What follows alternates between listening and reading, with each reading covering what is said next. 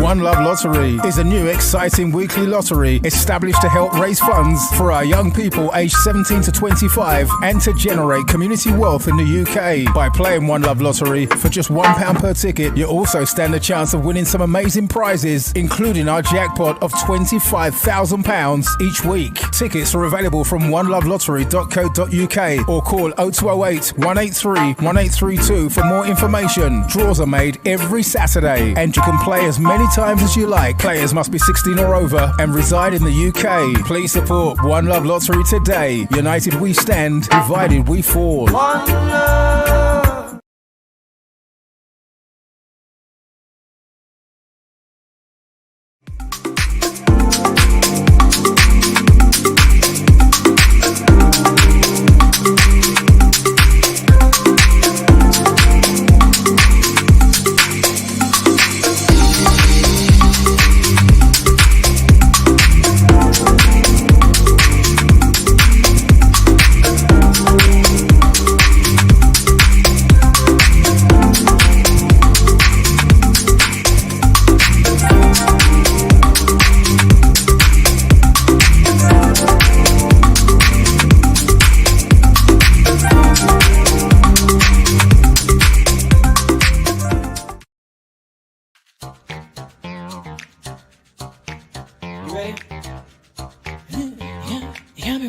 Got me running. Shake it, shake it, shake it, baby. Raise your hands up. Raise them up.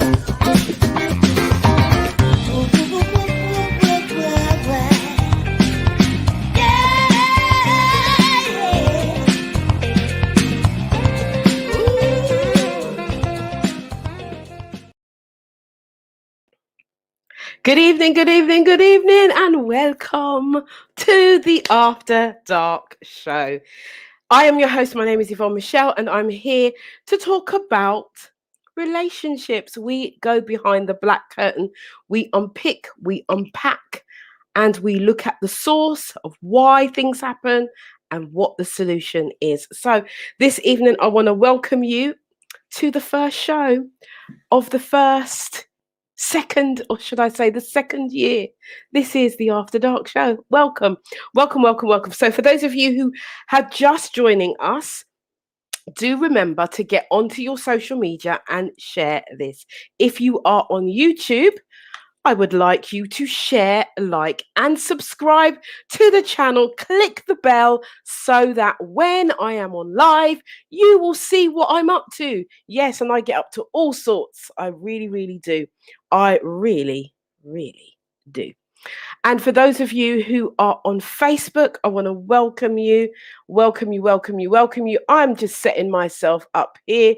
I'm going to turn my volume down here. That's what I'm doing. And I am going to make sure that I can see everything on the thread this evening. So last week was the anniversary show and we reminisced. We looked at old footage of how it started, how it all started with me having this rant about Boris Johnson and the Pum Pum police. Yes, I had a rant and I was just talking from my heart. It wasn't really a rant. I just couldn't understand how we could be put on this lockdown and then you're telling people that they can't have people in their house, blah, blah, blah, blah, blah. And a year later, we are still here. We are now coming through the process of lockdown. Things are changing.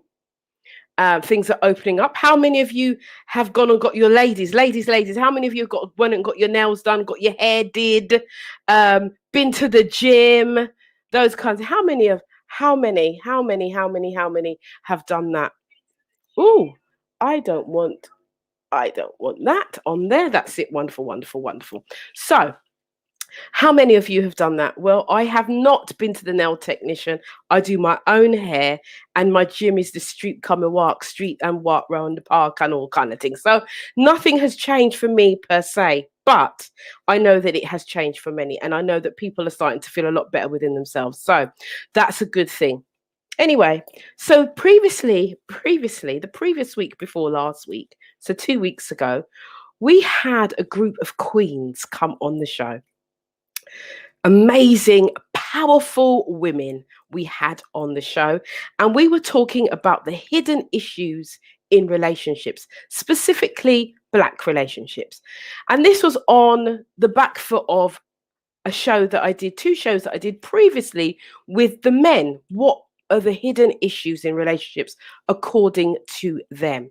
And I wanted to see if the language that we were speaking was the same. I wanted to see if we're actually saying the same things, but just not communicating it in the right way.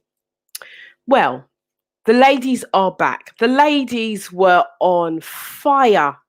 They were on fire. Actually, I do believe it is one of the most watched shows that we've had for quite some time. The ladies, the feedback has been phenomenal on this one. Many women agreeing with our queens. So without further ado, I'm going to bring them in this evening and we're going to have a good old chat and unpick and discover a little bit more. We're going to go a little bit deeper. Men, again, I'm going to put this caveat out there. Now, this is for you to listen. You can get on the thread, keyboard warriors at the ready. But this is for you to listen. The same way that women had to listen, learn, and take in the feedback from the men, now it's your turn. And then, in a couple of weeks' time, we're going to bring everybody back and we're going to have an open and frank discussion. How about that? Okay, so without further ado, let's bring in the queens. Let's bring them in.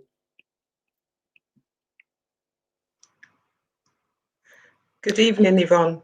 Good evening, Miche'l Michel. Lovely to have you here this evening. How are you, darling? I'm really good. How are you? I'm wonderful, you know. Wonderful. Good. That's always wonderful. So, Michelle, how have you found it since? Has anyone spoken to you about the show since taking part the last time in such a powerful way? Has anyone approached you? Yes, there's been lots of discussions about the show, lots of analysis of the show, lots of agreement, other points made, both men and women. So it's been a really interesting and positive experience. Fantastic. Brilliant. I'm loving this, loving it. Okay, so who else have we got in the green room? Hello, Faye. How are you? I'm good. I'm wonderful. Wonderful. Good to see you. Now, how's it been for you, Faye? Have you had any feedback? No, I actually haven't. It's really strange. Nobody's not talking to you. Nobody's not talking to me, you know. We talked about it, Faye. Yes, actually, yes, we did, didn't we? Yeah, we talked amongst ourselves about it, but yeah. Good, Apart good, from that, good. No. Good. Okay, well, we're going to have even more discussion tonight. So I'm sure by the end of the night, we're going to have some more conversations. Hello, Joan Bailey. How are you? Hey. Queen of Queens, I'm here. I'm very well, thank you. Thank you for being here. And how's it been for you? Have you had any feedback on the show since you was on the show? The queens that watched it, they absolutely loved it. They loved the level of analysis, the deep discussion that we had. Mm-hmm. So yeah, they thoroughly enjoyed it. Brilliant. Fantastic. That's what I want to hear. And who else have we got in the green room? Hello, my darling Neusa. How are you? Oh, have you got your mute on? Yes, I'm here. I said I'm tired, but I'm wired and ready to go. That's what I want to hear. So have you had any feedback since you was last on the show? Loads. Number one, my partner's hearing me more and listening to me more. He missed it because he fell asleep, and I made sure I told him exactly what I said and made him watch the video because it starts with the home, right? And then I've had loads of friends and even clients saying to me, you're amazing. We need more of these conversations. And then I've had a few more invites for other shows as well. So that's fantastic. Been amazing. Yeah. Right. Yeah. Thank you. Thank you for having me, Yvonne. And the party. Oh my God. Oh my God. Yeah. You're I'll stay very up. right. Yeah, we stayed And up till 5 o'clock. my nails. I did my nails finally. You did. You were doing them, and yeah, you have to do a close up of the nails. Yes, All yeah. done. So for those of you who don't know, we had the after dark party on Saturday. We finished at 5 o'clock in the morning. It was wonderful. Wow. It was wonderful. We had a great time celebrating our anniversary of doing this show. So anyway, we're going to move on. We're going to get into this. I'm going to make you bigger. That's what I'm going to do. Absolutely. It's brilliant. So I can see you nice and big. Wonderful, wonderful. I've got my screens up so I can see everything, all the comments that are coming through. So I just want to welcome those who are on Facebook. I also want to welcome those who are on YouTube. Yes, Adrian Carlos, I did say the Pum Pum Police. Yes, I did. That's how it all started, ladies. It's how it all started. I had a moment. I wasn't happy with Boris Johnson and his restrictions. So anyway, that's another time, another place. Tonight we're talking about the hidden issues. Now, last time you were here, it was brought up that we have to look at the whole picture in terms of where we're coming from, in terms of when we're talking about people of color, melanin people, in terms of our relationships, we have to look at the whole picture, because even though we may be the same skin color, culturally, there are a lot of differences. And I think that was an amazing point to bring up, because when the men were on, there were a lot of generalizations. And what I know, it's difficult not to generalize, because I just came on and did a live just before, and I think I was generalizing, but I'm at the point where I don't really care. Sorry, I'm just done with the whole thing. I think our brothers need to fix up. That's what I think. But I'm just going to hold back and not say nothing, because it's not about my opinion. It's about your opinion this evening. So we were talking about the hidden issues, and one of the things that were brought up in the last episode, and I said we would cover it this time, is the fact that it appears that Black women seem to be at the bottom of the list in terms of choice for our men. They seem to choose us last. Not all the time, but in a lot of cases, especially, and I will say, the Caribbean English more than others. I'm just going to say that. Now, I'm not saying everybody. Let me just make it clear before everybody start sending message and start trying to shoot me down.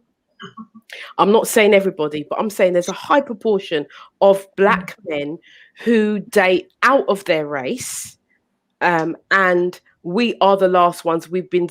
Lots of things have been said about us. We had a show, it was this year, I do believe. Was it this year, Faye, when that comment was made that Black women are hard work? Yes. Yeah. Early on in the year. It was early on in the year. There was that show, and it was all about that subject. Why is it that our Black men think it's okay to say that? Because I don't hear any other race doing that about them. Anyway, so ladies, this evening we're going to have an open and frank conversation in terms of what you think the hidden issues are. Now, I know Neusa was talking about the love languages are not being listened to. We don't listen to each other. And that's something else that Joan has also said about men need to listen, and we need to be able to walk in unity with one another. And also, I do remember Faith talked about trust, and Miche'l Michel also touched on the fact of the honoring of each other. If you honor me, if you want me to honor you, then you should reciprocate that and honor me too.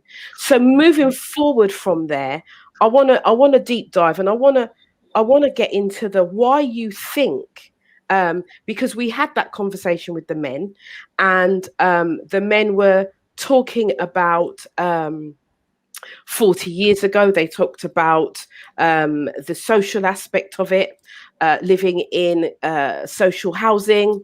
They talked about makeup was even brought about, all of that kind of how we present ourselves as women. And we also know that well, I know, or should I say, that there is this perception that women should be a certain way, they should dress a certain way, and then if they dress a certain way, untoward things won't happen. So it's all in the whole pot. It's a whole mixture of all these different things. But I want to get to understand what you think, you as an individual, as a woman, as a sister, what you think has been the most pivotal thing, reasons why our Black, or the hidden issues are, what you think they are personally that you've experienced. What has it been like for you? So I'm going to go to Miche'l Michel first, and then I'm going to work my way, because I normally work my way around the screen and how it presents to me. So I'm going to go to Miche'l Michel, Faye, Neusa, Joan, and just hear your heart of what you think the fundamental hidden issues are. Miche'l. Well, there's so much to speak about there. I think I'll start with the choices.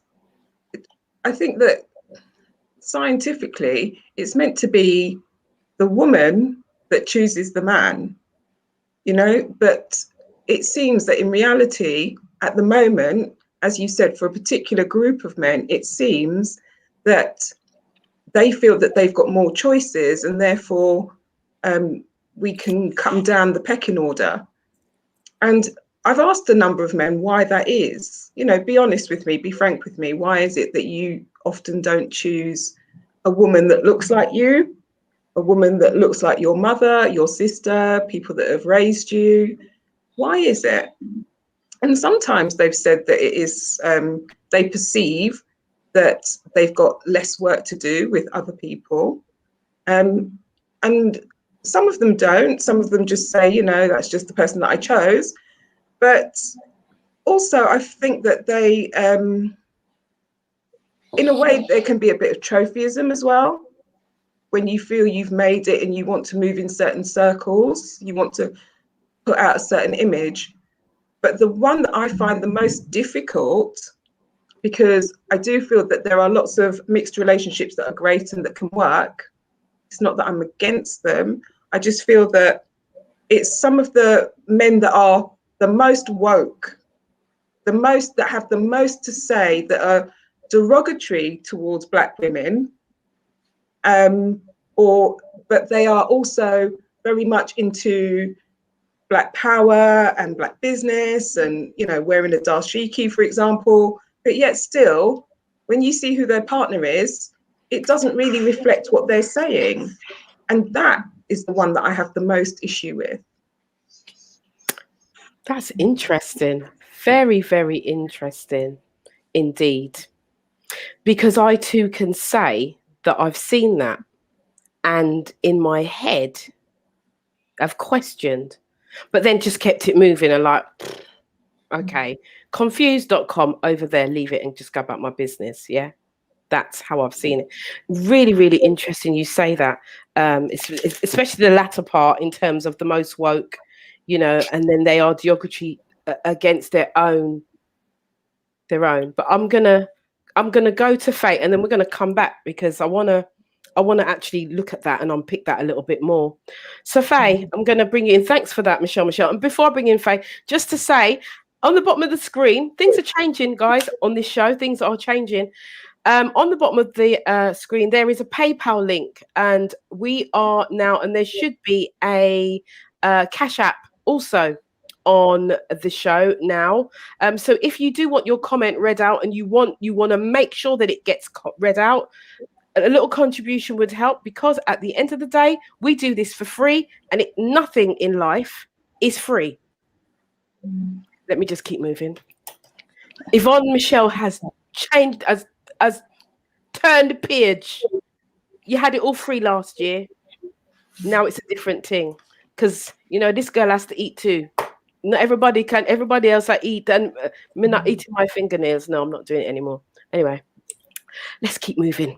Okay, Faye, come, bring it in. I think there's an intimidation there, to be honest. I think a lot of us Black women are you know, we're to put it bluntly, we're kicking butt out here. And I think the men are very intimidated by that. I find that even for me, a lot of men that approach me have already made an assessment of me before I've even opened up my mouth. And I'm like, okay, because of the way I speak a lot of the time.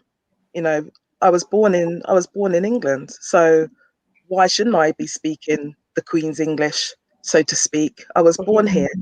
So I'm not saying that the patois doesn't come out, or the you know, the slang doesn't come out amongst my peer group, but you know, I think there's an intimidation there as well.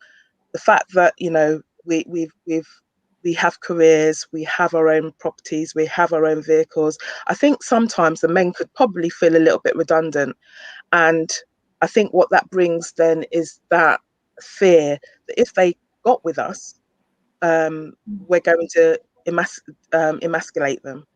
And I would say that that's definitely not the case for me. You know, I have a very, very strong father at home, and you know, I saw him look after us and be there for us and all of those things. So that's how I grew up, with my father being around me. And so for me, that is what I see as a good man, because of the things that he did to take care of us. Now, that's all I'm asking for. Now, if you've already made a perception of me, if you've already made a judgment of me before I even open up my mouth, we're not going to get anywhere. Now, the other thing I would say, following on from what Miche'l Michel says, is yes, I think that we are lower down now because it probably is easier to get somebody of a different race, because there's less of a expectation of what they're supposed to bring to the table, maybe. So for me, I think that, you know, we are kind of victims in that sense, because we're doing what we're meant to do. We're trying to come out of the stereotypes. We're trying to come out from the history. We're trying to improve ourselves. We're trying to better ourselves. And in doing that, we've lost our men along the way, because much as we like to think that, you know, it's changing for the men, I would think that it's not changing as quickly for the men as it is for the women. So then, whilst we're rising as black women, the black men are still trying to catch up, and that's intimidating for them. Thank you for that, Faye. Thank you for that. Some good points you've put in here as well. Okay, I'm going to keep it moving. I'm going to come to, is it Neusa? Because it's the positions have changed. So Neusa, come in, and then Joan, I want you to come in after that. So what are your thoughts? My thoughts come from something that I've learned from you and I've learned from myself. Yeah, we are like an eagle, right? We're leaders, right? An eagle, and I'm reading from some research and what I've learned from you. An eagle has powerful vision. An eagle is fearless. It's tenacious. They're high flyers, and they nurture their young. And I remember this talk that you had that also empowered me and where I was. An eagle flies and throws down the sticks, right? Yes, it and does. Only the man or the eagle at the bottom, worthy or willing to do the hard work, catches that stick, and then they get together, right? So the problem is that basically what Faye was saying, they're intimidated by a strong woman who's a high flyer, who's a leader, who has powerful vision, who's not afraid to speak up in terms of what they want. And because they are afraid of that, they go for something they can easily control, manipulate, have their own way, play around with, give false promises. And I've learned of experiences, and I'm gonna, without naming names, you know, examples. I know of somebody that was dating a very beautiful, strong, powerful woman, right? That was going places. And this person had dated mainly white women and found a black woman, was really happy.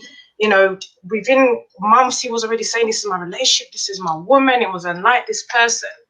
As the relationship got, you know, deeper in a year, This guy decided that they weren't connecting, and he decided to leave and then go for a white woman.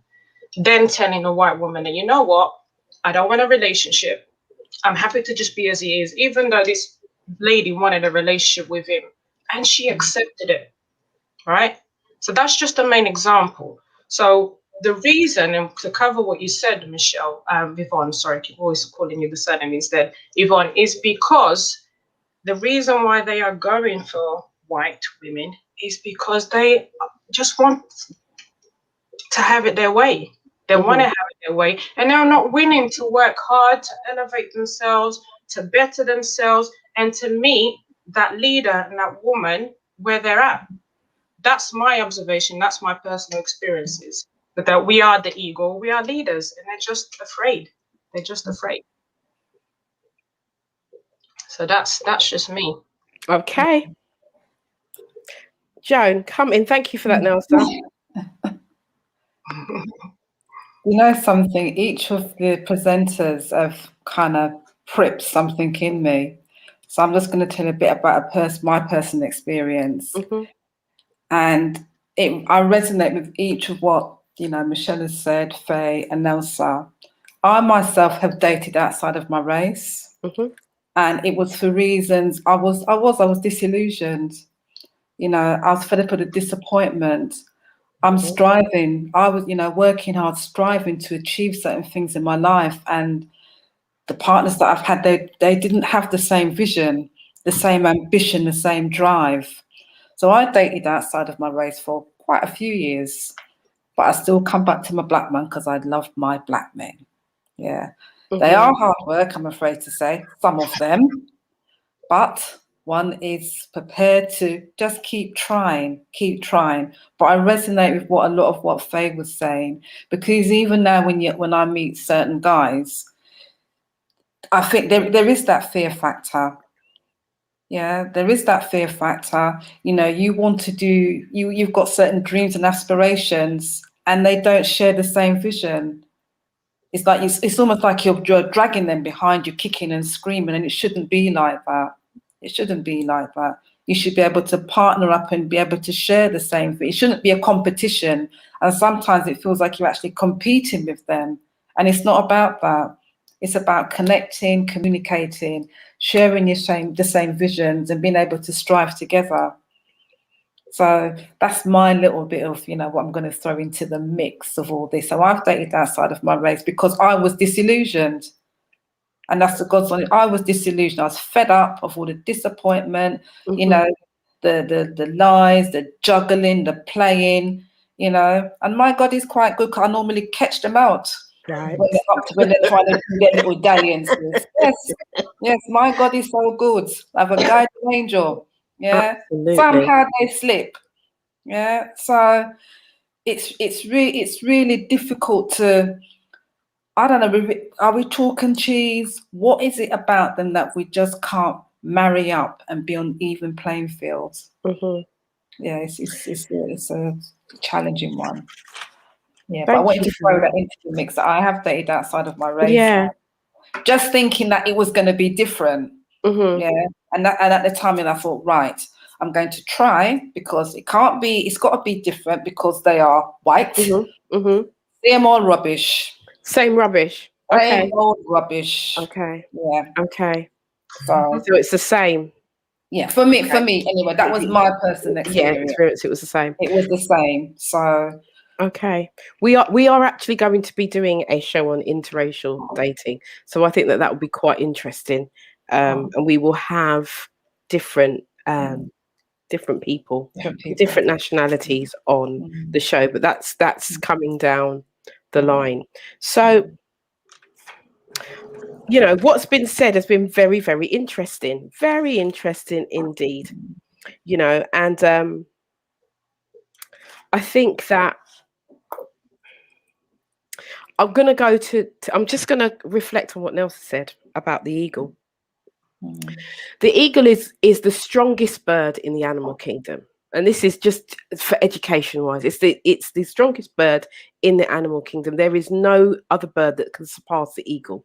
Now, the female eagle is the one who is really in control, even though the male eagle can carry far much more weight than what she can. But the female eagle is very, very smart. An eagle can see, I think it's like 15 miles from where it's perched. It can see 15 miles ahead very, very clearly. So it has great vision, as do women, right? Some men do. Don't let me not say it's just women who have great vision. Men have it too, but more often than not, we see it from the women in these days, right? So the eagle, what the female eagle does, it drops sticks to see in terms of how well this eagle can maneuver. So it will drop the stick, and the sticks will get heavier and heavier and heavier, because what she wants to understand and what she wants to know is that if one of the eaglets was to drop, that the eagle could carry it, could find it, and she would find the biggest log and drop it. If the eagle drops it once, she's gone. She doesn't hang around. She doesn't wait and say, oh, maybe next time, because she's a real leader. Women, I want you to hear me. What I'm saying, pick sense out of nonsense. She don't hang around. She gone. She's on. And there's lots of women who are like that. Women who lead in their lives are like that. They're just like, I'm done. I can't take the risk. And that's what the eagle does. So men, the male eagle knows what his role is. So my question to the men is, do you know your role? And if so, and I'm clapping because, yeah, those of you who know me, when I clap, I mean it. If this is so, then why are you not in your place? And when I say in your place, I don't mean be in your place, you must sit over there. No, be in your place as a king, as a leader, as the person who's supposed to lead in the family environment. That's what we've been told. We're not seeing that anymore. And we're certainly not seeing that within Black relationships. A lot. Not all the time, but okay. So which leads me back to what Miche'l Michel said. The most woke are derogatory against their own Black women. So hearing what the men were saying, they were saying it was because women are now, we're what's the word? We are now feminists. It's because of the feminist movement, right? What do you say about that? Because I'm bringing you the what they've said. You're too feminist. You're too much. What do you say to that? That for me is a cover-up. That for me is an excuse. That's a cover-up. Because I watched the beginning of the show from the men, and I couldn't watch it for, I couldn't take my whole 2 hours just watching it. But what I watched at the beginning and what they were talking about, they were basically picking certain groups from what they believe feminism is and using it as an excuse. And also they were picking the past when they mentioned the things about the council, whatever. You're basing your experiences from the past on what you've heard to give yourselves a reason and excuse why you're not dating Black women or why your relationship hasn't worked. For me, it's an excuse. Wake up, men. It's about right here, right now, right? And it's about the present, not the past. Because if you continue to carry the past, how are you going to move forward with your queen and be worthy of a title of a king? That's my sum from it. That's why I couldn't watch the whole of it, because I'm just like, really and truly, is this really a valid point? Is this really something that we need to be spending our time on? What happened in the past in feminism? I don't think so. Okay, who else? We've got some. We've got some comments coming in, guys. Do remember that we do have a PayPal and a Cash App there for your comments. If you want your comments to go to the top of the queue and be read out, please read them out. Michelle Grenada is saying, what if how men perceive their place is not how women perceive it, and vice versa? Good question. Good question. Thank you for that. Who else wants to come in and just carry on? Michelle, I can see. Yeah, thank you. I think, first of all, the feminist thing, well, I don't really think that a lot of Black women buy into the radical feminist argument at all. So I just thought that was a bit of a moot point. And it really depends on your interpretation of feminism. If you want to be equal to men, yes, that's fine, that's feminism, but it's not about taking a man's role. I think one of the challenges that we have is our interpretation of the word strength, or our interpretation of the phrase strong Black woman. Yes, we can be strong and we can operate in our masculine energies, but I think that's because we've had to, not necessarily because you want to, but as Neusa was saying, you've got to keep the house, the roof over your head, you've got to feed the children, you've got to keep it moving, you've got to keep that job, you've got to keep progressing your career, and you've got to keep living. So you can't sit back and wait for somebody to do that for you. You would like someone to do that with you. And you can, so when you're being strong together.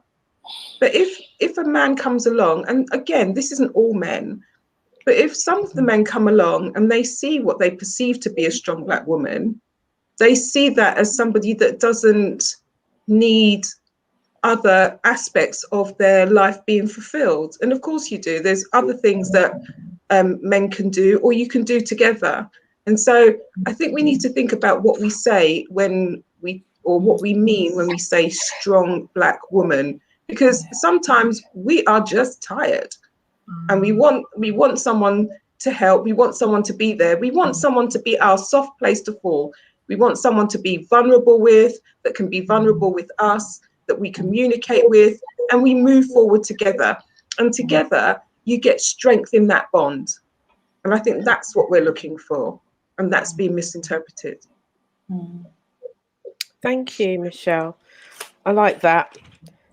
So in that misinterpretation, do you think that that's because Faye mentioned about men feeling intimidated by the fact that women are now having more careers, they've got their own stuff, because even though it's not about stuff is what is seen, right? We react and respond through what we see, first of all. So it's not about the fact that women have stuff, but the question is it because we are able to provide for ourselves, whereas back in the day, as the conversation kept going back to 40 years ago, could that be the reason, that now 40 years ago, I remember my aunt, living with my aunt and my uncle went to work. My aunt, she did work, but she worked from home. She used to sew,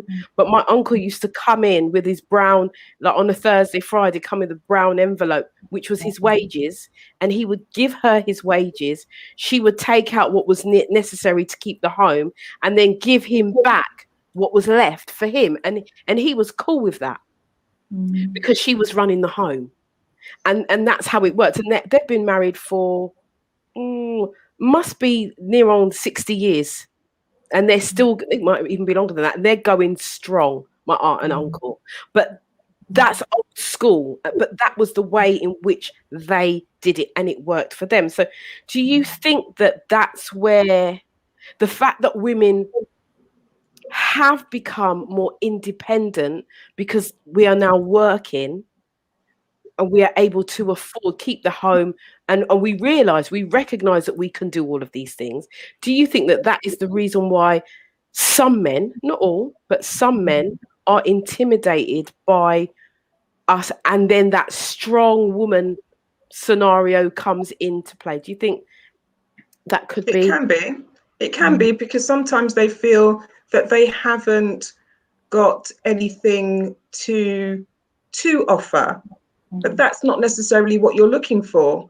Even better still, I've got my own You've got your own, even better. Mm-hmm. And of course, we're talking about our age group. We're talking about people over 40. Mm-hmm. So, you know, by this time, you should have something for yourself. Yeah. And your wants, your desires tend to change with time. You want to have different experiences in life. You want to be a little bit more spontaneous. Maybe your children are a little bit older, so you can go and do things. But if the other person is not there yet, isn't emotionally mature enough yet as well to understand that regardless of what you have, that's not what you're looking at them for. You're looking at them for other things. You want to have partnership, companionship, fun, experiences, all of those things. And I think sometimes some of the men can be a little bit too literal. I think when the men were talking, they were talking about, you know, going to dances and, you know, who sings what and what have you.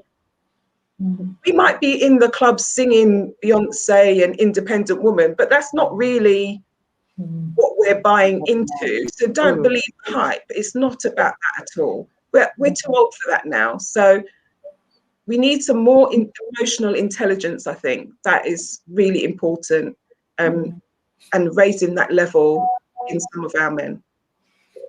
Thank you.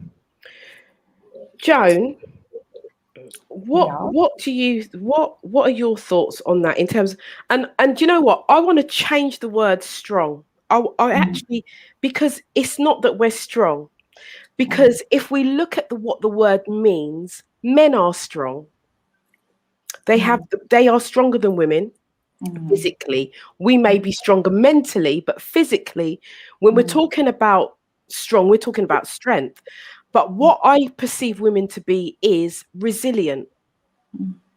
It's not so much about the strength, because we can be mashed down, bawling, the last tear can't even come out the eye good because you cry so much, your eyes swell up, right? But it's the resilience that we have. So when I hear men, oh, you're the strong woman, the strong black woman, I don't accept that. I don't accept that at all. It's not a case of that. It's not as if, you know, we've come out of our mother's womb like this. Experiences, have, in a way, we've morphed into these. If you want to use the word strong, powerful, whatever, we've morphed into. We've had to.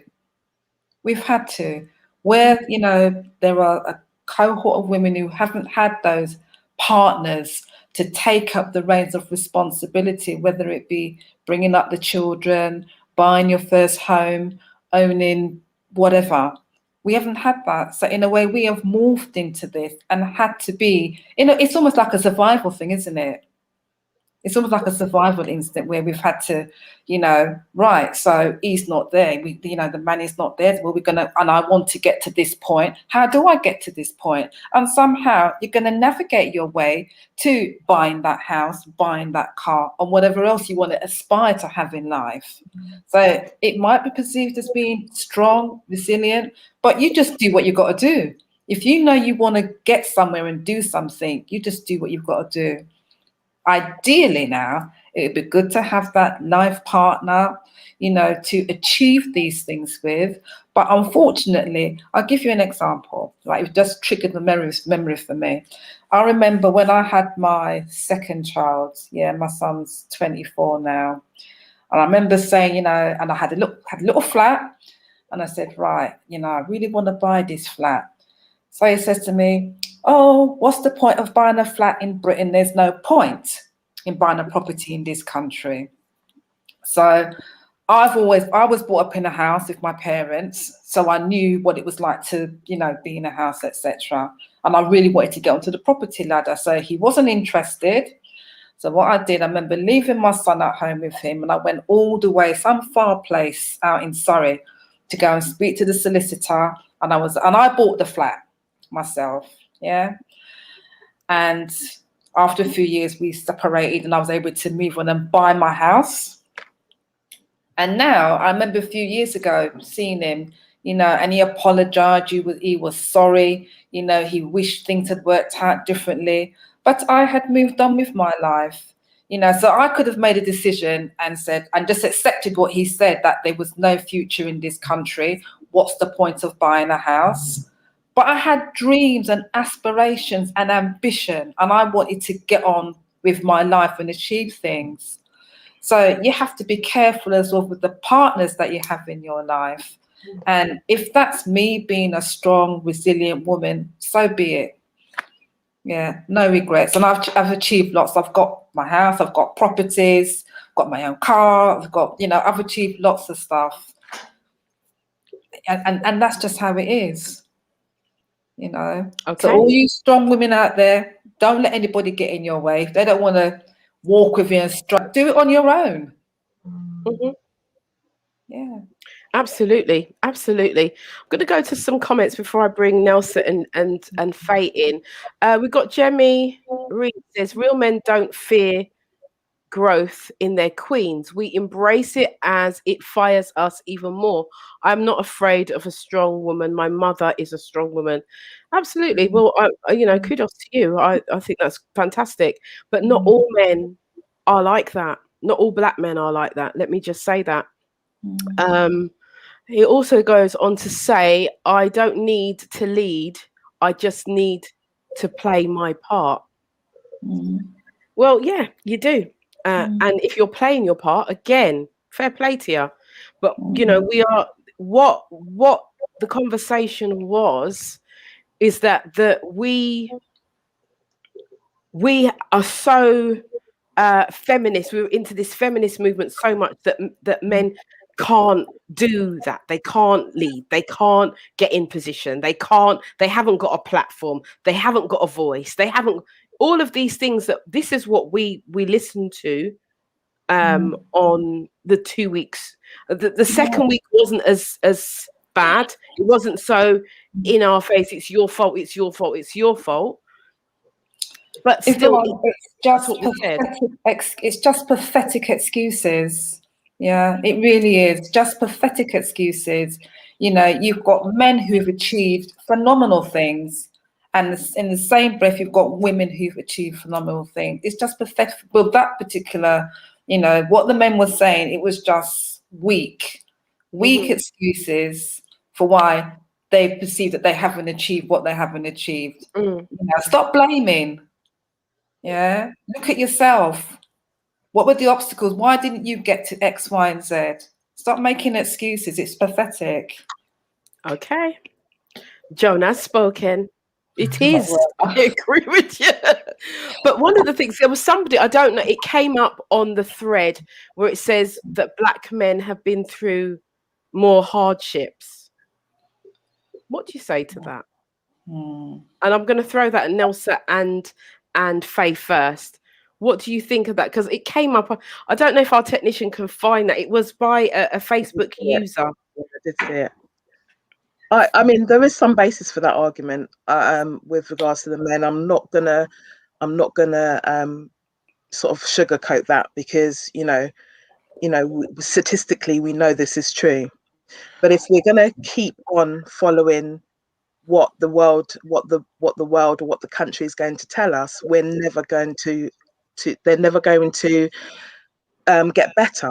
We've got to knock that on the head. Just like any black woman who you have children with, and then you walk out the door and that woman is left with the children, they can't say, oh, woe is me, I was left with the children and now I've got, do you know what I mean? That man is gone. So now we have to say to ourselves, what are we going to do to look after our family, to look after ourselves? So we need to stop with we have to rise above. The men need to rise above. And, I'm not saying black women don't either, because there are some women who buy into all of those stereotypes too. And then that resonates in how they treat a black man, how they treat their men in general. But for black men, they need to take a pause, and they need to say, what can we do? What can I individually do to make myself better, to rise above those things that we perceive as keeping us down there, because we haven't got time as Black women to make those excuses, because a lot of the time we're left with the children, we're left in limbo a lot of the time. We can't even go to child maintenance service and get money from the men, because some of them decide, oh, we don't want to work anymore, and we shouldn't be paying for our children. So even that basic, you lay down with the woman and made the child, but now you don't want to pay for the child, you don't want to look after the child. And so I don't buy into the feminist movement. What I buy into is that we as Black women, a lot of us, and statistically that is true, that a lot of us are single parents. Why is that? So going back to the council house analogy that we use, back even then, they were not looking after their responsibilities, because they bought into that, oh, our partner's going to get a council house and we can come 3 days of the week and that's okay. And then we can go and visit another woman 2 days or 3 days of the week and that's okay. So 40 years on, where are you? Because it seems to me that you're not any better, and you're still buying into those narratives where we as Black women, we can't afford that. We can't afford to do that. Now, coming back to the, to us achieving, I, speak to my friends, and I've got a very, very good and strong friendship group of Black women. Okay. And all of us say exactly the same thing about what we want in a man. We want a man to walk by the side of us. We want a man to be the head of our households. Do you get what I mean? We want that. We want, to be able to grow and to build and to have fun and to do all of those things. We're in our 40s, none of us know how long we've got left on our clocks, but we want to make that the best that we can be. Now, if we're having to deal with ghosting, and if we're having to deal with the lies, and if we're having to deal with all of we are going to become almost immune to it, because we're like, ugh. And then the next one that comes along tells us something that we don't want to hear. It's like, ugh. And we are the ones that are not even giving them a chance, because we're like, oh, we heard this all before, and we don't want to hearing the same thing over and over and over again, and then woe is me over and over and over again. I don't want to hear woe is me. When I was buying my property, there was nobody there for me. Do you know what I mean? I could quite easily say woe is me, but I still managed to achieve it. Even through everything that I was going through at the time, I still managed to achieve it. My husband at the time, he turned around and threw it back at me and said, oh, well, it's your house, it's your this, it's your that. And I'm like, okay, well, we both live here, we're married, and why does it matter whose name is on the deed? But he used that against me, and that wasn't nice, was it? So if you wanted to do better, if you wanted to be better, you should have done better. Okay. Thank you very much, Faye. There was a lot in there, and I'm seeing all these comments coming up. But there's a comment from Fiona, if we can get that up, and then Nelson will come in. Fiona says, it amazes me how we as Black women achieve so much when we are left raising our children on our own. Men are left to do as they please. What are they accomplishing with so much time on their hands? Guys, the men, I want the guys to respond. I can see that Jemmy Reese has, and I'm kind of thinking that's a man. I hope it's a man, because I don't want to insult anybody. Scott Garrett Headley saying he can only speak on the American experience, and that's accurate. Speak on the American experience, that's fine. We want to hear from you, men. We want to hear from you, because the women are firing. They're firing on all cylinders tonight, and we are giving you some food for thought. Now, this is not to bash you down, and I want to make this clear. This is not to bash you down, but this is for you to listen and learn and actually hear it from our perspective. We heard it from your perspective for 2 weeks. We did. And how we feel and what's coming out of this is that the men are making a lot of excuses. That's what's coming out of this. And generally, there's like 5 of us here tonight, and everyone's really pretty much saying the same thing. Excuse. So, guys, I want you to, put your thoughts in. Reese is saying yes, a full-blooded black king. Come on, brother. That's what we want to hear. Yes, a full-blooded black king. That's what we're looking for. We want our men to stand up and be counted. A king. Listen, do you think a king walks off and leaves his offspring? He doesn't. A king does not behave how some of you black men, and I'm going to say some of you black men, not all of you, have behaved. And my issue is that some of you, it's your brethren that's behaved like that, and you have said nothing. You might not be like that, but your brethren, your brother, your cousin, your friend is, and you're not saying anything. You're not pulling him up. And then when the children are left, you're not helping them either. So where I'm coming from is I'm firing shots tonight. Ciao. Anyway, I am. And I feel I have to. I feel I have to because I have 2 sons. I've got 2 grown 35-year-old sons. Let me just say that, yes, as I always say, I know I look young. Yes, I know I do. Yes. But my sons are 35 years old. And I'm telling you this for nothing. As long as God give me breath, any one of my children bring forth a child, he cannot walk away from it. Sorry, I'm not having it. I'm not. He wasn't raised that way. And I'm not having it. Because I think it's a total disrespect to humanity for a man to have a child and walk away. Disrespect. And the same for a woman. If a woman has a child, don't get me wrong. If a woman has a child and she walks away and she doesn't make provision, don't get me wrong. If the parents have put a child and they've put them up for adoption and all them kind of things, that's a little bit different. I'm talking about just walking off and never looking back.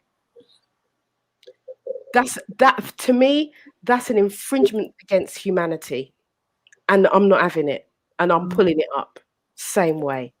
So I'm going back because I think somebody said, why do women have? There was a question. Why do women choose to have children on their own, or something like that? It was one of those. I don't know if our technician can find that one. It said something about. Why do women have children on their own? And I just like, do we set out? Some do. Nowadays, I think women are like, yeah, I'm just gonna have a baby because, I'll go and get a sperm donor. I'll go to the sperm bank and all of that because of the issues that come with it. So I'm going to bring in Neusa. Neusa, what are your thoughts? So, thank you so much, Yvonne. What somebody said at the beginning, which was men have faced hardships than women, right? Black men have faced more struggles than women. Let me just say this, right? Everyone is going through a struggle you know nothing about, period, right? However, it's about playing a victim. We can't play the victim any longer. Yes, we've all gone through situations in our lives, and this is where it comes to building resilience. We women are spiritually resilient. Men are physically strong. So if you want to work together with your queen and your king, you want to work together as a team, ask your king to teach you to be physically strong, and then ask your queen to help you to be spiritually resilient. Work together as a team and build on what's missing. That's what I wanted to cover based on what you said at the beginning. And I'm going to say this as well. From my own experiences, my first relationship, and I'm going to put it out there, I had to learn a lot. Coming from an African queen, my mum, who was always single, raised 4 children on her own, financially, mentally, physically, and everything. With all the pain that she went through, right? She raised us 4 by ourselves. I never saw my mum actually having a relationship. And with the relationship that my mum did have with my stepdad, there was things that she went through and I experienced. So I said to myself, I don't want to go through what my mum did, but at the same time, I don't want to be a single mother. I want to build a family. I want what I never saw as a family unit. So I set out to build that family unit. Now, somebody mentioned about why do women choose to have a child on our own? We don't. I never set out to be a single parent. It just happened that way because myself and my partner we didn't have the same direction. We were both learning, being in a new relationship. You know what it's like. You know, me trying to change to make the relationship work, him not elevating me, and I'm a go-getter. I move, and if I feel that the relationship is not benefiting me, is not really moving me together, I will move. Like you said, you throw the stick. If that person don't throw the stick, you move on. Many times we make not the mistakes, but many times we go back to a relationship thinking we can make it better. But then when we realize it's no longer working, we then have to go into ourselves. Everybody has to, and work on ourselves so that the next relationship that we have is better. And somebody was saying, you know, we're what's it called? We're talking about a lot of weak black men. I am with a very, very strong black man. I'm with a king. All the things that you mentioned, Yvonne, my king is that person. However, he helped me to gain that physical strength that I needed when I felt I was weak, right? He helped me. But in terms of the resilience, it's something I had within myself. I could have played the victim. I could have said I went through all of these problems and all these relationships that didn't serve me. I had a single mom that didn't have a dad there. Financially, we didn't have much money. I could have played that victim and stayed in that victim mentality. But no, I chose what I wanted based on what I didn't have. So for anyone who's there listening, talking about men facing more struggles, they all have. I'm not going to play it down. My partner shared with me some struggles that he went through. It did not define him. It does not define me. What I've learned from those experiences is how can I grow and be better with the right people? If that meant leaving a relationship that wasn't serving me, people that weren't serving me, even family that wasn't elevating me or supporting me, sorry, I've got to do me. I've got to be a greater version for myself so that I can show my daughter how to be to break those chains that we often carry, the mentality, the slave mentality, the serving mentality, that I've got to bow down to win love. You know, I've got to do everything for somebody else to win love. I had to change all of those things because I'm like, no, I'm a leader. I'm a queen. I want to be known as a queen. I want to attract my king. So in order for me to attract that person that I wanted, I had to become it. So become who you want to be, work on yourself, fix yourself, break those old generational curses, and move the F on, like move forward. Sorry to use the F word, but just move forward. It's like, it's simple. It's really simple. Just choose the life that you want to be, that want to have, and go set out to do it and find that queen that's going to elevate you, or find that king that's going to elevate you.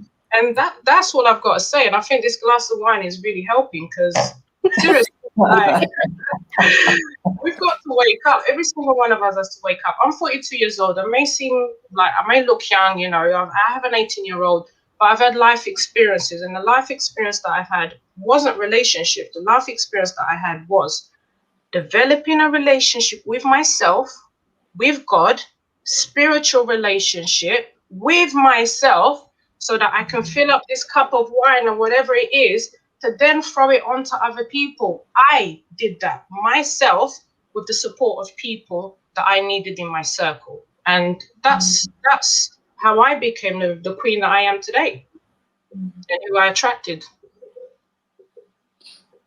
Absolutely. Thank you for that. Thank you. I think got the whole right there. Well done. it comes out. The golden mic has been out. You drop some lyrics there. Thank you for that. Thank you for that. Thank you for your honesty. Thank you for, just laying yourself bare, because, we want to grow. I mean, there's some good comments here. I want to go back. I'm going to go back to Natalie. She had a question. And I'm going to go back to that. But I just want to thank the queens here for their openness, their honesty, and in their speaking. as well. Natalie said, I've got a question. Was he a king before starting a family and then gave up his throne? Was he a king for sure before the woman decided to usher in the children?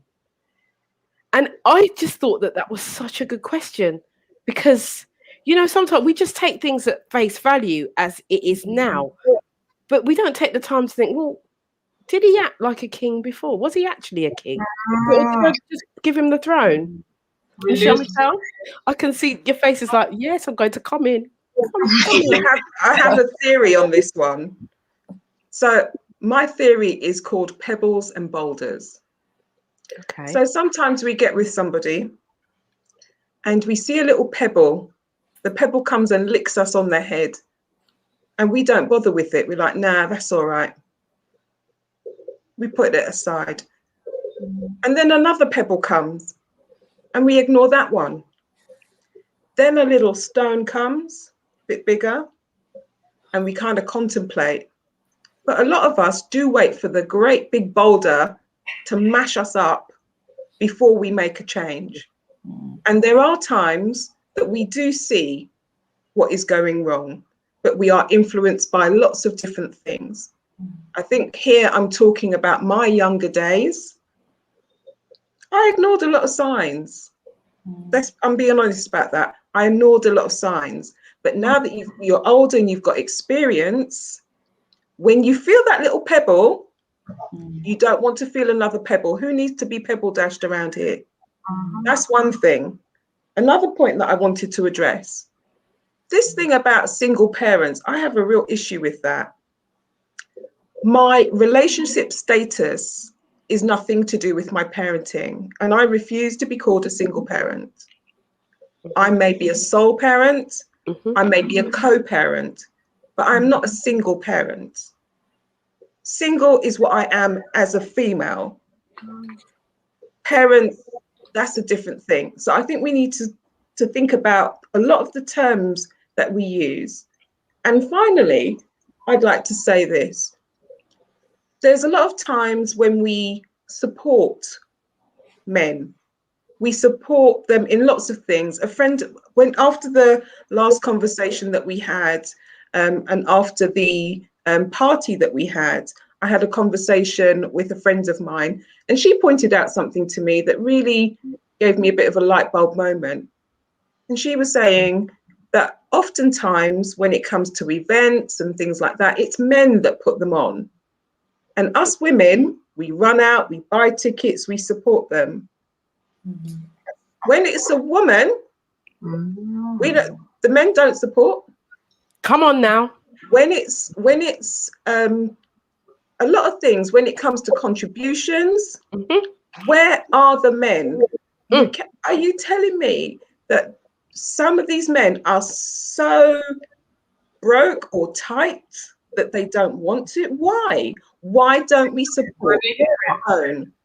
You find a million women. I cannot remember the last time I went to a postman event, which it was all males. I can't remember. These days you go to things, well, when we were able to go out, there's women everywhere. We're prepared to put our hands in our pockets. We are prepared to support the men. We are prepared to support men when we're in relationships with them. When they are on top, when they're not on top, when they feel down, we support them. And that's what we want them to do for us. And that, I think, is the bit that is lacking in some of the men. When the chips are down, where is your support? That is why we get into our masculine energy. That is why we make sure that we pay that mortgage. That is why we go and make sure that we can get the mortgage extended, that we can go and get a car lease. That is why we make sure that our credit is good, so that we can do what we need to do. And that is why we don't spend money on frivolous things, so that we can project and look forward, so that we can be comfortable in the future. That's why we prioritize our children. And that's why sometimes we're not with some men, because we want to make sure that the relationship that our child sees is a good one. so that when they're older, they make better choices than perhaps we have.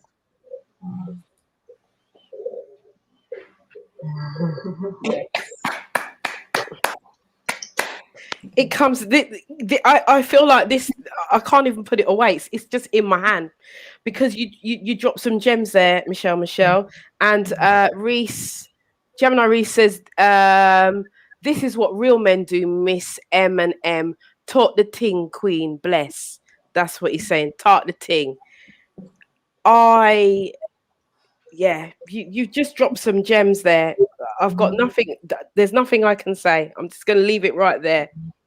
We've got lots and lots of comments coming in, and I know that the men are feeling uncomfortable. Some of the men are feeling uncomfortable. And is this, Levardo said, my kind of lady. I think that, there's so much coming in. I'm just going to let you talk. Fiona saying, well said, Miche'l. I'm just going to let you guys talk how it is. Yvonne Isho, sorry if I'm pronouncing them wrong, sorry, says some men become jealous of their own children because of the attention you give the child.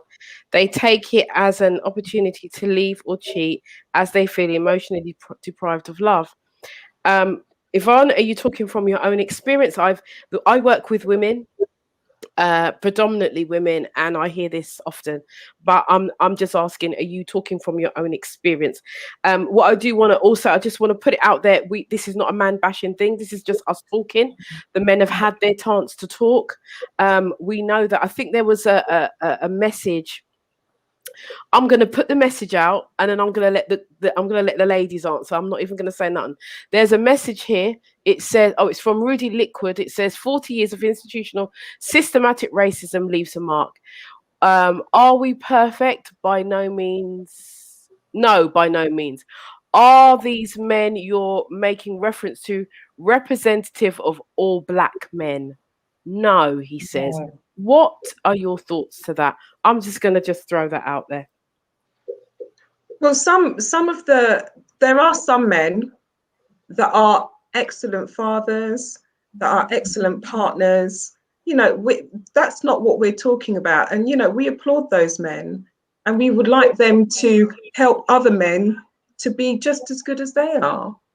It's not about that at all. We're talking about the situation that we're in, and we're talking about the problems and the challenges we have in our relationships. That's what we're talking about. And because the men had their point of view, we're just giving our point of view, and we all need to be heard. And something you said before, Yvonne, which was, we need to listen to understand, and that is so important. So important. So there are some wonderful men out there. There are some beautiful relationships. There are some relationships that haven't worked, but the men are very much involved in their children's lives. They do what they need to do. They co-parent. They look after the best interest of their children, and that's important. So we're not saying that no men do that. We're not saying that at all. We're just giving our honest opinions about the situation as it is, because unfortunately there are a lot of people out here that are single, and we had the men talking a couple of weeks ago saying very similar things to the women. The fundamental points were very similar, but the examples given are very different, and that's where I think there's a disparity. That gap needs to be closed somehow, and this is what we're looking to do. Lovely, thank you. Ladies, jump in wherever you want to jump in. Joan, do you want to jump in? Nelson, do you want to jump in? Just jump in, and just, I think Michelle's kind of captured everything, but you might want to add a little bit to that. Pretty much so. I think Michelle covered everything, and I talked about the person I'm with right now, and he's a very, very good man. So we're not generalizing all men and saying all men are like this, but we're basically giving you guys some thoughts, some self-experiences, from our point of view, because we haven't just had one relationship, we've had a few relationships, some of us, and for us, it's like we're sharing what's been talked about before from the men, from our point of view.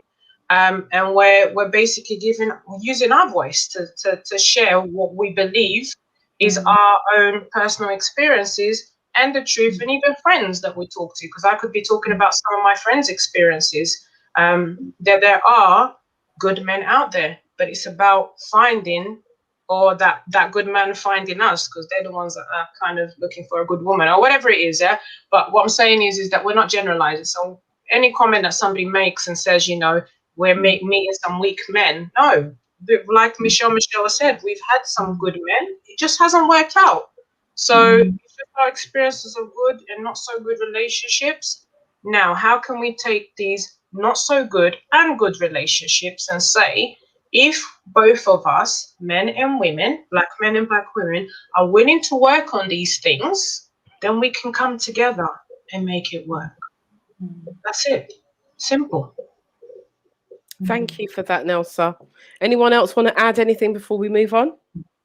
I think that some of the men that are on the platform that are saying, are going back in history. I mean, if you're a good man, or if you know you're a good man, then this shouldn't even be resonating with you. You shouldn't be getting angry. What you should be getting, in fact, yes, you should be getting angry. What you should be getting angry at is the fact that we, as 5 women on this panel, are experiencing men that don't do right by us as black women. And you, as a man, if you're a man, that you're a good black man, or you profess to be a good black man, you should be forefront and helping these other men out here to be the best that they can be. And it starts with your friendship group. It starts with your peer group. And as I said 2 weeks ago, we need to take responsibility for how we treat each other. Now, that goes for black men and it goes for black women too.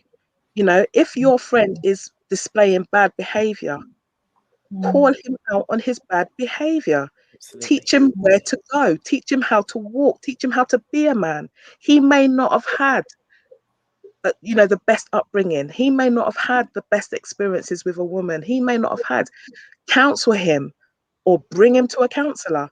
Do something that empowers that man to be a better man. Okay. Same as us women, because us women, we can display bad behavior too. So it works both ways. And it comes back to, we cannot keep living in the past. I understand and totally understand that the past has a bearing on where we move to. But for us black women, we are rising above that and we are doing better. And as men, there are lots of men groups. There are lots of men talking platforms. There are lots of them for men.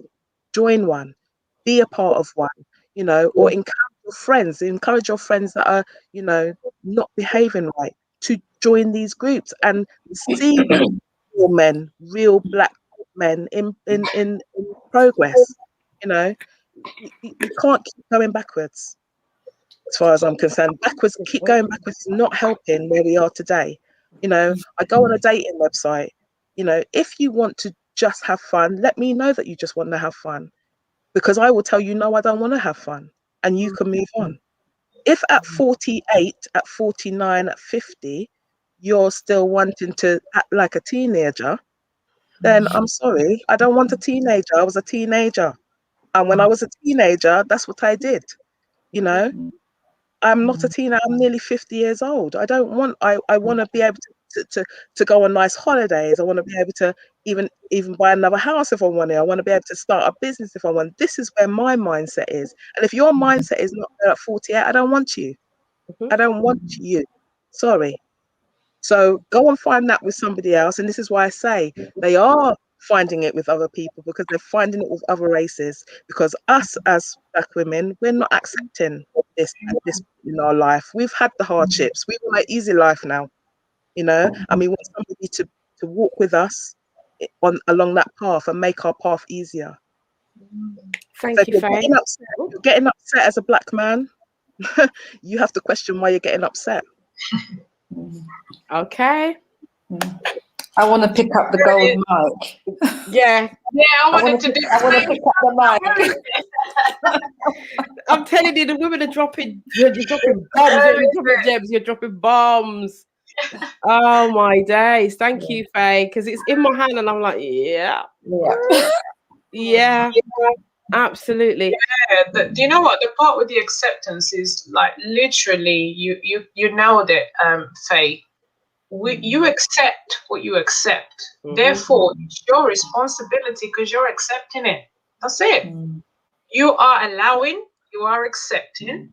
They're gonna bring it. So you can't blame the man if you allow. Because somebody put a comment about, some certain women are allowing that foolishness. Yes, just like there's certain women that allow foolishness, there's also certain women that don't. And just like some men that are in foolishness, there's also some men that are not in foolishness. Right?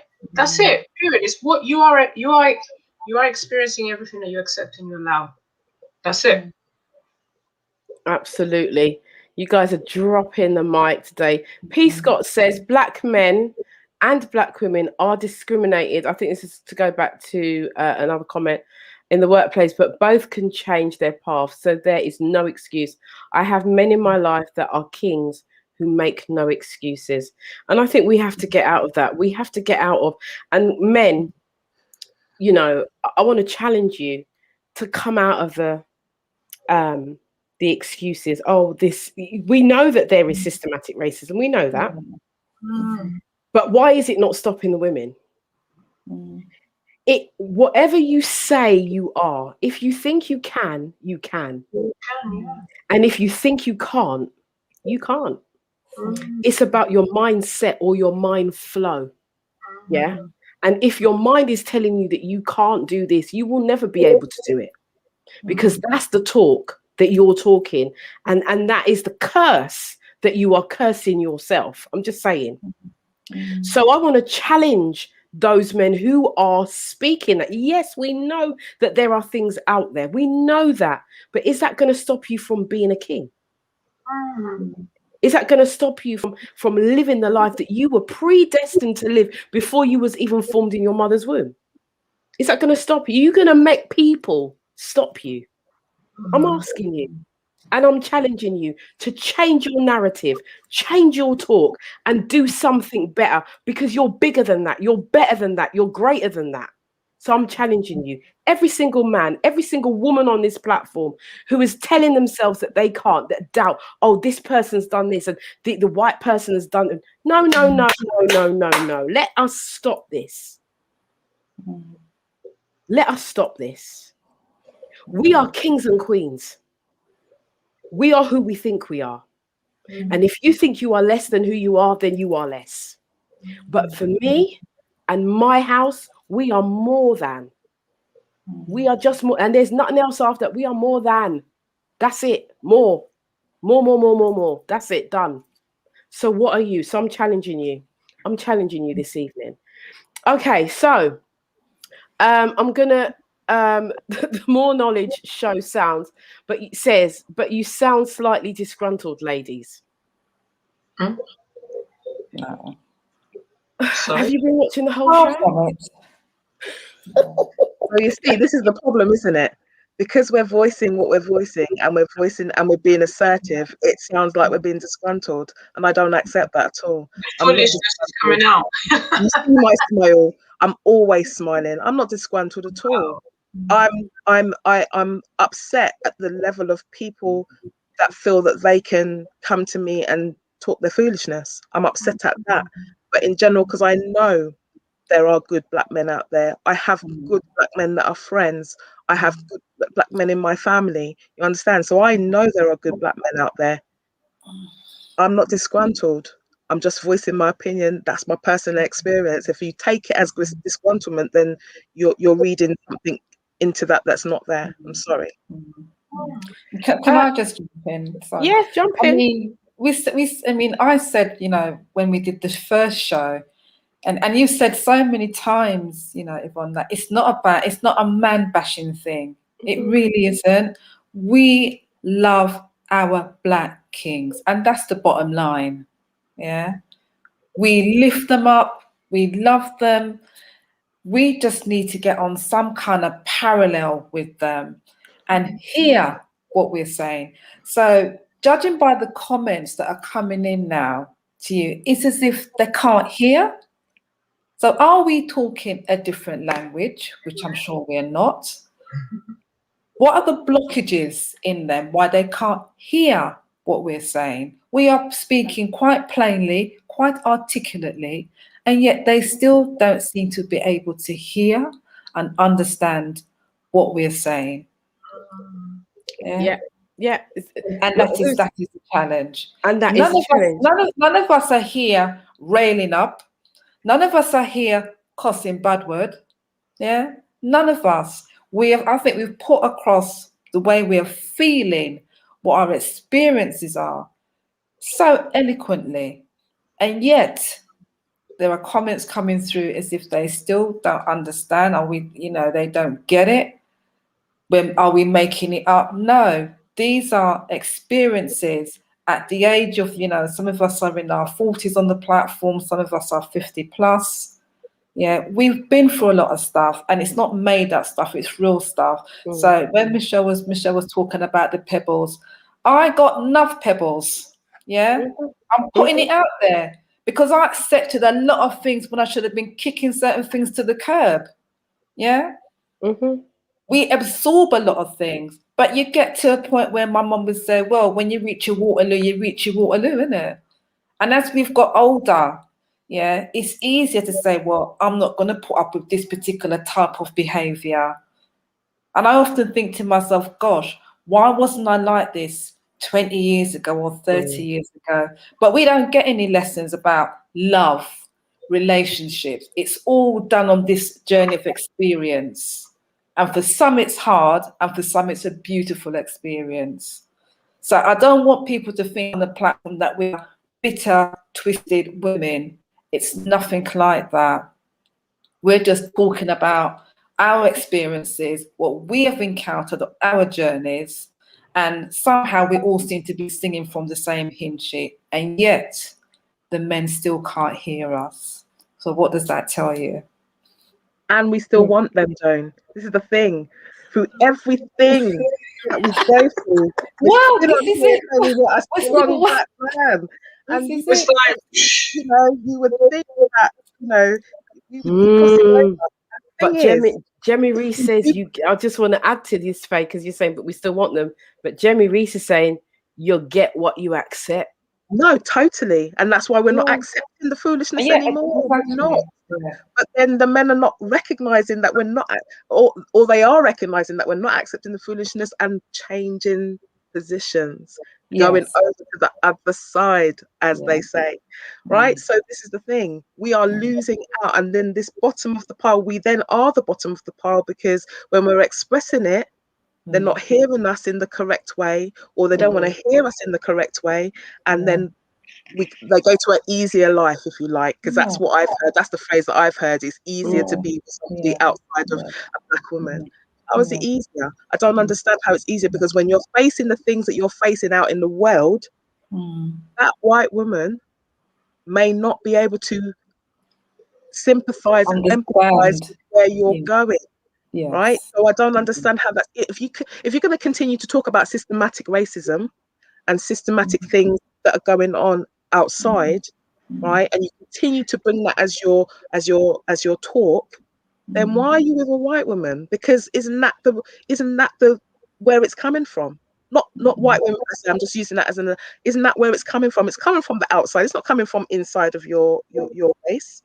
The systematic racism is not coming from inside of your race. So then, why are you going to the very thing that you're fighting against? I'm not understanding that. I think one of the things that, I said earlier about songs and not taking them too literally, there is one that I think we should take literally, though, which is one by Bob Marley, which says, emancipate yourself from mental slavery. None but ourselves can free our minds. And sometimes people need to work on their own mindset. So if we can do that, that's good. But I would like to also say that there was a point that I thought was brilliantly made by one of the men in our circle, Mm-hmm. who was Theo a couple of weeks ago, when he said that in relationships, we're always changing. Yes. We're progressing, we change. So you might be changing at a different rate to your partner, but then how do you get through that together? You communicate. That's what you do. So we have to learn to communicate. We have to learn how to listen to understand. We have to be respectful. We don't have to see everything as an attack, because it's not a competition, because some people have been saying things like, do you know how hard it is for the black man out there? Yes, we do. We see it. Do we like it? No, we don't. Do we support it? No, we don't. Do we come when they come home to us, if they do come home to our homes, if we're in relationships, we try and soothe that pain. We have pain too, and sometimes we don't even talk about it, but we try and be supportive. So if both sexes are supportive of each other, that would be fantastic. If we love our reflection, I heard somebody talking the other day, a young gentleman, and he was saying about loving his own reflection, loving himself. And if he loves himself as a black man, he cannot help but love a black woman. And that to me was beautiful. I'm not saying that you can't come across other people that you find attractive. Just like Joan, yes, I've come across people from other races that I found attractive, very attractive indeed. But what he was saying was so key to me. If you love yourself, if you can love your reflection, how can you not love someone that looks like you? You love your mother, you love your sisters, you love your family, your village. And that should be important. Like I said before, honoring each other and listening to each other is just so important. Yvonne, I think we all need a golden mic, because thank you. I've got the pen. Joan's got a pen. I love it. Joan's like, I've got a pen. I'm looking around my desk. Listen, Michelle is in the lead with this golden mic, Michelle, you're up in it tonight. Guys, we are, listen, we've only got half an hour left of the show. But the intention is, I want to tell you what the intention is. The intention is to bring you back with some of the men and have this open conversation, because I think we've had balance, because the men have gone first and the women have come now to do their two shows. But I think it's equally important to have the platform where men and women sit down and we can really talk this thing through. So if you are a man out there and you want to be a part of the panel, and the reason why I'm doing this is because the men need to be accounted. You need your voice. Before we did this show, I did a live, and I was just saying, where are the men? I'm sick of this. Absolutely. And then Miche'l Michel touched on it. The men put on events and women go, and and they invest in them. A woman puts on an event, you can't see no man. Right? You can't see none of them. And I'm gonna say that you can't see none of them. There are a few. I put on an event on Saturday, and there were a few men. The regular kind of guys who support were there, but anybody, there's 500 people in our club, right? 75% are women, but there's 25% of men, and what comes out is not the equivalent of the 25%. Shame on you, men.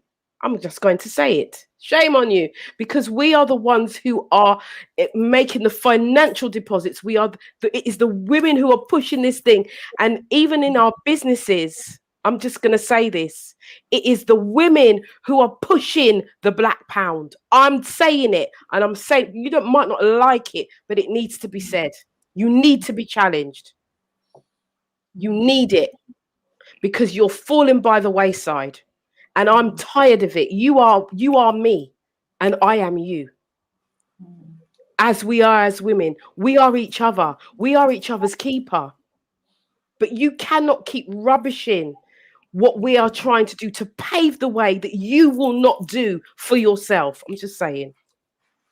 And it has to be said. And you might say, oh, but it's not all black men. No, it's not all black men, but the majority in the UK. Let me make it clear, in the UK, because I know we have people on America and Italy and all other countries. I'm talking about the UK.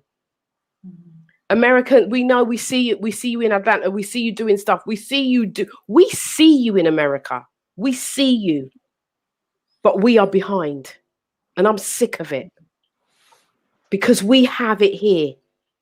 We have it here. We have the wealth, we have the knowledge, we have the passion, but you're lacking.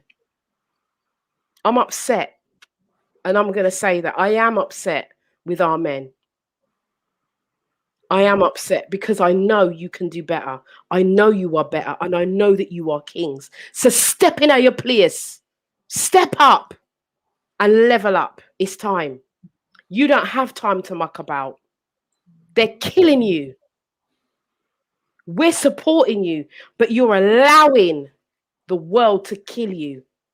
And we have to stand by and watch it, because you won't take from us. You don't want to hear from us. You want to push us aside and pick up the ones that don't have your back. I'm just saying, it's time. I would like to add to that. The minute that we step out, oh my God, it's like a oh my God, the world has ended. So We lose credibility. If us as Black women step out and say we're going to date an Asian man or a white man or any, they are the first ones. Yeah. To say, why are you doing that? Why are you going over there? Why? And we're supposed to sit here and accept that it's happening around us all of the time. But when we do it as Black women, we're like, oh, we're wasted because we've gone over there. You know, I hear these terms. We're wasted. What do you mean we're wasted? We're looking for you. We can't find you. So when we go somewhere else, we're wasted. How's that? Why are we doing it? You know, I don't want to date outside my race. I've made it plain and simple. But now we have a problem, because when I say I only want to date a Black man, it's a problem to Black people. Why are we encouraging people to date? Listen, you can date whoever you want to date. That's what I say. But for me, if I say I want to date a Black man, that's what I want. Don't talk to me about somebody else. Don't talk to me about another race. Don't talk to me about that, because I want a reflection of me, as Miche'l Michel said. I want to look in the mirror and see that reflection. That's what I want to see. And that's what I want to build with, and that's what I want to grow with. And I make no apologies for that. None. Absolutely. We got a message here from Rudy Liquid. He says, today is the present, and we are all looking backwards at the mistakes made. So yes, let's look how we move forward, understanding the changes we have fought to change. Thank you, Rudy, for that, because we do need to look forward. We need to take, and one of the things of moving forward is taking responsibility for where we are, for where you are as personally, where we are personally as women, where we are personally as men, and then coming to the collective and taking responsibility and moving forward. If we don't take responsibility for our shortcomings, we'll never change. We'll never do anything. We need to take responsibility and move on and elevate. And this is what this show is about. It is about elevating. It is about us elevating as people of color. And there's no discrimination here, because whether you're white, Black, pink with purple spots, it makes no difference. But what we are talking about here is how we as a people start to rise. Because, you know, I'm sure I'm not the only person in this forum who is sick and tired of us just throwing our lives to the side, throwing our relationships to the side, with watching our children grow, and all of these issues are going on because we, the adults, we, the parents, are not in our place. We're not in our place, so that the young ones can look at us and say, oh, we can model that. Because that's what children do. They model adult behavior. Right? That's what they do. So when things go wrong with our youth, it's not on them. It's on us. Whether you want to accept it or not, it's on us. So if relationships are failing, how do you think their relationships are going to be when they're coming up? I'm in prayer all the time. I'm fretting for my daughter, who's 22. She's a great girl. Business owner at 22 and a university student. She's amazing. But I wonder which boy is going to come, and I call him boy, because he's a boy to me. Which boy is going to come and say that they want to be around my daughter? Because that boy has to come correct. Because he has to come through me and her two brothers. Oh, that's what I'm saying. And where there's an O, you know there's a problem. Because where there's an O, that means don't even try it. Yes. And that's how it is. So I'm just saying, guys, let's move forward. Let's grow. Let's build. Let's let our community have something that we can be proud of. It's high time. It's high time. So I'm just going to go to comments, and then Kim Samram says, I will push back at, hold on. The men cannot appreciate the reasoning, yet if the conversation was reversed, the women would tolerate and analyze the conversation. I think we're moving on. We are. I don't do vanilla, LOL. That's Jemmy Reese. He says that, yeah, Rudy, now you're talking. Okay. So guys, I'm gonna throw it out to anyone in the panel. We're at 40, so we've only got a few minutes left, really. I did ask why Black women are at the bottom of the pecking order. The men who are on here, maybe you can shed some light, because I don't think that was answered, why we are at the bottom of the pecking order. And one of the things that were made, one of the comments that was made was about the competition. Why we are constantly, it seems that men and women, Black men and Black women, are in constant competition. Could we shed any light on that? I think I saw some interesting things recently. I think there's something going around on social media about one of the ladies in America that's on The View, who she's an Asian American, and she had said quite a while ago that she likes her Black on the side, but when she's going to go for a real relationship, she'll go for a white man. And then now there are pictures of her just having married a Black man. And considering what she said, you know, you just want to dash down your phone and mash it up and go back to EE and get another one, because it's like, you must have heard, someone must have told you what she said. And there is nothing that you could have said or she could have said to explain that away. And he still went and married her. So it doesn't seem to matter what is said, what is done when it comes to other people. But when it comes to us, we have to have a certain standard. And that for me is an issue. Again, the woke thing, that just drives me crazy. Do not tell me that you've got melanin popping, that you're this, when you really like to be the only Black person in that space, or you don't want to bring your Black queen by your side to an event. Why is it that you don't want to do that? You know, we need to make sure that we are involved, we are at that level, and make some good choices. And then when you do, if you do step to a Black woman, come correct now. Don't talk nonsense. Don't tell me what my body looks like. I've been in my body for 50 years. I know what it looks like. Thank you. I already know. Come correct, come with a bit more substance. And then we can move forward, because as Faye says, this kind of childish teenage thing should be long over. Otherwise, as one of the commenters was saying about, if you go in Asda, you look for Asda men. Well, when you go in Asda, you see those men because they've got the half can of Heinz baked beans, because there's nobody there with them. So let them stay their way. Mm-hmm. Oh, yes. Michelle, you're dropping lyrics today. Listen, I can see that Jeremy Reese is saying in whose pecking order there is no other woman but a black woman, and he's got it in capital letters. It's like he's shouting, we hear you.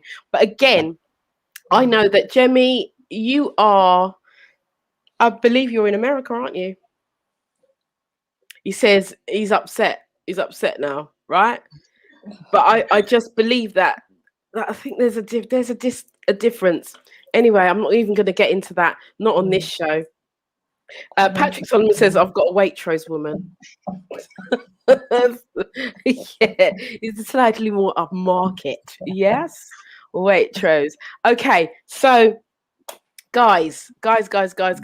Again, Michelle, you know, you've touched on some things in terms of, you know, how we are perceived and how things are for us. You know, I think that the men do need to stand up. We've had this show before where it was said that black women are hard work. And anyway, that was a show all on its own, just about that. Are black women hard work? And I think that, you know, our men need to start thinking about the conversations that they're having and the way in which they depict us, if that's the right word to use. Because I think now, you know, you look on this platform, you see before you 5 queens. You can hear these women are educated. These women know what they're talking about. They've been dropping gems all night. And it's not a matter of picking at you or trying to have a go at you. They have just been talking about their perspective of what they've experienced in relationships. And every single one of us have said how we love black men. So now it's about black men going out and being accounted, standing up in who they are, in who you are, black men, and being accounted for that. And not just sitting on and just chatting the chat, because we've seen that. You know, we've seen a black man do really well recently. He's been doing so well, and he's just sat and lied for years. And now he's been found out. Yes, I'm talking about relationship coach. Can't remember him name. Don't even want to remember him name. But yeah, I know what his name is. I just didn't want to mention his name. That's all. That's all. I didn't want to mention his name because we, as a black race, it might be a generalization. Yeah, I can generalize. Men, we as black people have it hard enough, right? We have it hard enough. So when we are found out in a big old lie, yeah, it don't look good. So men, right? I'm just going to say a lot of men, you'll hear women say a lot of men are liars. A lot of black men are liars because they've been caught out. And let me just put this caveat. Some of the women, I'm going to say, is your fault. It's our fault. Because like Michelle said about the stones, we know. Yeah. Right? So I'm not just blaming you, I'm blaming us too. We know. Because we have a thing called intuition and it tells us, right? But we ignore it because we want you to be the man. Now is the time to put the good book says, when I was a child, I behaved as a child. But when I became a man or a woman, I put away childish things. Now is the time for that to happen. Let's put away the childishness and let's start communicating with each other. Let's actually start to grow. We're listening to each other. And it's not about, picking, this and this. We're not picking anymore. We actually want to make a change. I want to see more relationships thrive than divorces rise. And this is what we've been subjected to. Right? This is what we've been subjected to. And we don't need that anymore. We don't need you to lie. We don't need you to lie. And women, we don't need to lie either. We don't need that. We just need to be honest. We need to be open, and we need to start to build each other up. Stop picking at the things that happened 40 years ago. And let's start looking forward to what we can build and really help our community to thrive. We're coming down to the last 10 minutes of the show. And I just want you guys, ladies, you got a minute each to just give your closing thoughts, because, you know, we are coming to the end of the show. So your closing thoughts. I'm going to go to Neusa first. Joan, I'm going to go reverse order. Joan, Faye, Michel. I'm going to go in that order. So I've been waiting to say this for a very, very, very long time. Without knowledge, our people will perish. Mm-hmm. That's what we're here to do in this show. Okay? Now, as I said at the beginning, for those who are listening, we women are like the eagle. We're leaders. I am a queen. I am a goddess. I am a nurturer. I am a leader. Therefore, I'm here to lead and to support my Black men. I've never dated outside my race. I'm not attracted to anyone outside of my race. And for me, it's literally about learning from the person that I'm with, listening to one another and growing. And that's what we're here to do in this show. And when we have the mixed panel in a few weeks' time, it's going to be for that. It's not going to be you did this and you did that kind of show. It's going to be, let me talk, men listen. Let the men talk, we listen. Give each other knowledge and lead by example so that we can have successful, growing relationships. And that's me. Thank you so much. Thank you, Neusa. Thank you very, very much for your contribution today. Neusa is a transformational coach, and you can look her up on Facebook, and I'm sure she will message you back. Joan, my darling. Well, for me, you know, it's like I've said before, we're not here to bash the men. It's not an argument. It's about taking things on a much deeper spiritual level. We've got to get to that place where we can talk and they can hear us, and vice versa. We're looking for that dialogue. You know, we're looking to be able to connect with the men. And so far, there's just this huge disparity there, and it shouldn't be there. We're at mature years now. We've all gone through different experiences. It's about honesty, truth, acceptance. And I'm really looking forward to when, you know, the panel in a few weeks' time happened with the men, to be able to have those hopefully deep, meaningful conversations, sensible conversations. So we're going to take this film up to the next level. I'm so looking forward to it. And I thank you for having me on the panel.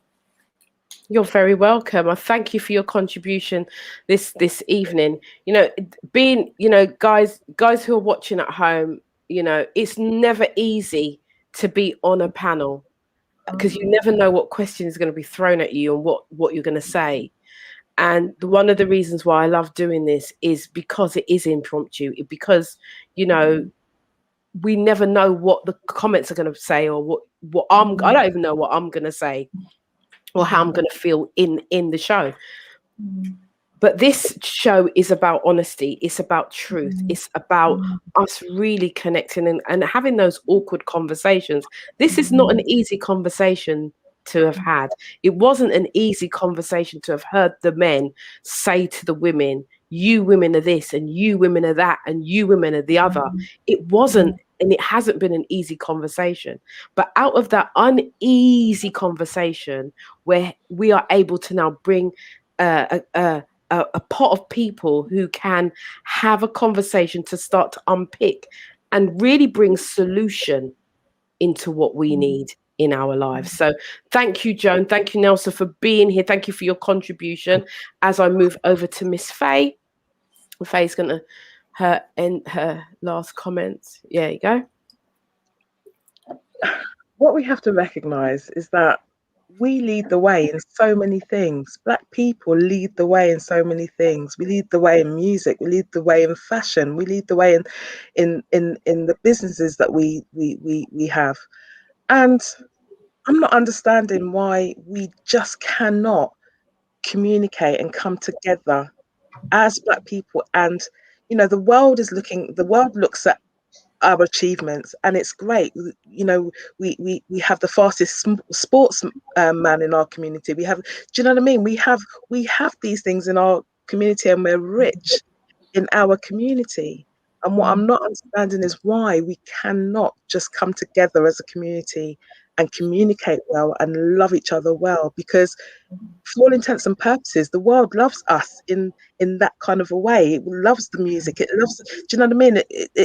It strives to be like us. Why can't we see that and strive together and build together and grow together and make ourselves powerful in that? Thank you, Faye. Good point. Absolutely good point. Thank you so much for bringing that to the table. And Miche'l Michel. I think, I think from the series of shows, I've really noticed even more so the disparity in the conversations between the two sexes. But I feel that there are, three sides to every story. One side, the other side, and the truth. Absolutely. And that's what we need to get to. But I think what I would like everyone to take away from this is that Black men, we love you. We want you. We care about you. We have regard for you. And if we did not, we would not be sitting here talking about this now. So let's take it as a positive and see how we can go on together. And I do really look forward to the mixed group. That will be really, really interesting. And I also appreciate the opportunity that you've given us, Yvonne, to talk about this, because this is really needed. Thank you. Thank you very, very much. Panel. I want to thank you from the depths of my heart. This show has not been easy to put together, and I know that many have been upset by some of the things that have been said on both parts. But I really do feel that the time is now for us to come together. I really believe that if we don't talk now and we don't communicate now, then our children are going to be lost. And that's one of the reasons why, because I see so many relationships breaking up, falling apart, and I wonder why. And then I see the younger ones talking in a derogatory way about their Black counterparts, especially the boys talking about the girls.